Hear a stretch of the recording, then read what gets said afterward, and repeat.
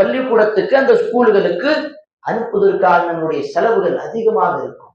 அவ்வளவு ஃபீஸ் இருந்தாலும் பரவாயில்லை, ஆனால் நல்ல இங்கிலீஷ் பேச தெரியணும். இதுக்காக நாங்கள் எவ்வளவு செலவெடுத்தாலும் பரவாயில்லை, என்னுடைய பையன் நல்ல முறையில் நல்ல வேலைக்கு போக வேண்டும். ஆனால் அப்படியே குர்ஆனுடைய பயன் தரக்கூடிய, மறுமைக்கு பயன் தரக்கூடிய இந்த கல்வி, இதை பற்றி நாங்கள் எத்தனை முறை சிந்தித்து பார்த்திருக்கிறோம்?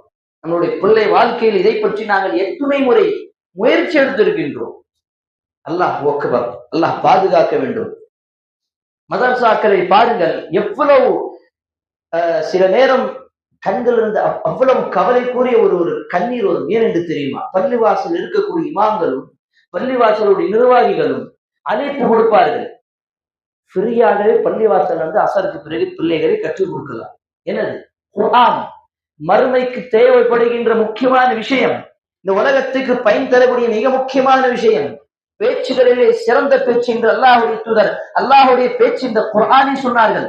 ஆனால் அதற்காக, அந்த கல்விக்காக நம்மளுடைய நேரம் எவ்வளவு இருக்கும்? அரை மணி நேரம் கூட இருக்காது. நம்மளுடைய பிள்ளைகளை ஸ்கூல் அனுப்புறதுக்காக நாங்கள் எவ்வளவு முயற்சி எடுக்கின்றோமோ, அந்த முயற்சி ஒவ்வொரு பெற்றோர்களும் இந்த இஸ்லாமிய கல்விக்காக, குர்ஆனுடைய கல்விக்காக செலவழித்தால் இந்த சமூகத்தில் மிகப்பெரிய, நிறைய மக்கள், நிறைய வீடுகளில் மிகப்பெரிய மார்க்கறிஞர்கள் உருவாகி இருக்கலாம். ஆனால் இன்று நாங்கள் பார்க்கின்றோம், தமிழகத்தில் மிகப்பெரிய ஒரு சோதனை என்ன தெரியுமா? தமிழில் பயான் பேசக்கூடிய ஆலிம்கள் இல்லை. இன்னும் சொல்ல போனால் சிறந்த மதரசாக்கள் கிடையாது. வட மாநிலத்தில் போயிட்டீங்க அப்படின்னு சொன்னா, ஒரு ஊரில் மிக பழமையான மிகப்பெரிய மதரசாக்கள் 5-6 மதரசாக்கள் இருக்கும். ஆனால் தமிழகத்தில் சரியான மன்ஹஜ் கற்றுக் கொடுக்கக்கூடிய மதரசாக்கள் எடுத்து பார்த்தால் விரலுக்கு நலா இந்த 5 இந்த 4 இவ்வளவுதான் மதரசாக்கள்.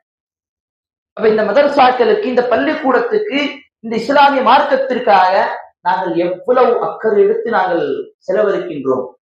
யோசித்து பாருங்கள் சகோதரர்களே, பெரியவர்களே. அல்லாஹ் சாதாரணமாக சொல்லவில்லை,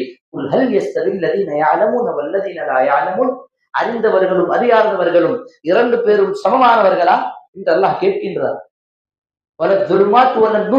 வெளிச்சமும் ஒளியும் இருளும் 2 சமமாக, கண் தெரிந்தவர்களும் பார்வை இல்லாதவர்களும் 2 பேரும் சமமாக மாட்டார்கள். அதே போன்றுதான் கல்வி உள்ளவர்களும் கல்வி இல்லாதவர்களும் 2 பேரும் சமமாக மாட்டார்கள். அல்லாஹ் சொல்கின்றார், ஊதுல் இல்ம யர்ஃபஇல்லாஹு அல்லதீன ஆமனு வல்லதீன ஊதுல் இல்ம தரஜாத்.